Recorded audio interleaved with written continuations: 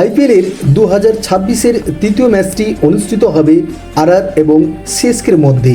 দুটি দলই শক্তিশালী ব্যাটিং এবং অভিজ্ঞ বোলিং লাইন আপ নিয়েই মাঠে নামছে। রাজস্থান রয়্যালসের তরুণ ব্যাটাররা দ্রুত রান তুলতে পারবে, বিশেষ করে পাওয়ার প্লেতে।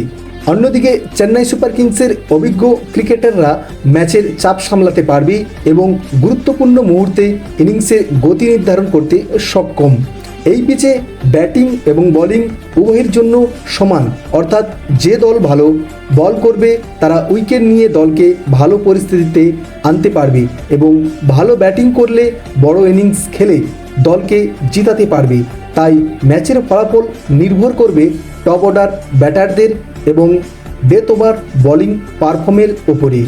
আবহাওয়া ও টস বড় ভূমিকা রাখতে চলেছে এই ম্যাচে। হেড টু হেড রেকর্ড এবং সাম্প্রতিক ফর্ম বিশ্লেষণ করলে দেখা যায় ম্যাচটি হাড্ডাহাড্ডি লড়াই হতে চলেছে।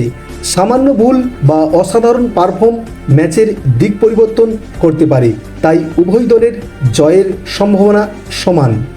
তারপরেও এই ম্যাচে কোন দল এগিয়ে থাকবে এক নজরে দেখে আসি।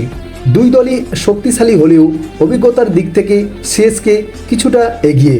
আরআর এবং সিএসকের মধ্যে যে ম্যাচটি অনুষ্ঠিত হবে, কোন দল জয়লাভ করবে তার কিছুটা নির্ভর করবে পিচ, টচ এবং প্লেয়ারদের পারফরমেন্সের উপরে।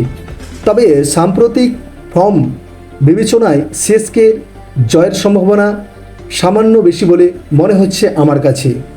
এবার দেখব আমরা এই ম্যাচে কোন খেলোয়াড় গুরুত্বপূর্ণ হতে চলেছে। আরআরের টপ অর্ডার ব্যাটিং যেমন যশস্বী জয়সওয়াল, সেই সঙ্গে তরুণ ক্রিকেটার বৈভব সূর্যবংশী, সেই সঙ্গে স্পিন বোলার রবীন্দ্র জাদেজা এবং রবি বিষ্ণই গুরুত্বপূর্ণ ভূমিকা রাখতে পারে। অন্যদিকে সিএসকের অভিজ্ঞ ব্যাটিং যেমন ঋতুরাজ গায়কোয়াড়, সঞ্জু স্যামসং, আর যার কথা না বললেই নয় অভিজ্ঞ মহেন্দ্র সিং ধোনি, সেই সঙ্গে অলরাউন্ডাররা ম্যাচ নির্ধারণ করতে পারে। এই ম্যাচে সেরা প্রেডিকশন কি হতে পারে, চলো এক নজরে দেখে আসি। আমি মনে করি এটি একটি হাই স্কোরিং ম্যাচ হওয়ার সম্ভাবনা রয়েছে, যেখানে শেষ ওভার পর্যন্ত লড়াই চলতে পারে। তবে শেষে সিএসকে জিতার সম্ভাবনা একটু বেশি যদি আরআরের টপ অর্ডার ব্যাটিং ব্যর্থ হয়। বন্ধু, তোমার মতে এই ম্যাচে কোন দল বিজয়ী হতে পারে? এখনই কমেন্ট করে তোমার মূল্যবান মতামত জানাতে পারো।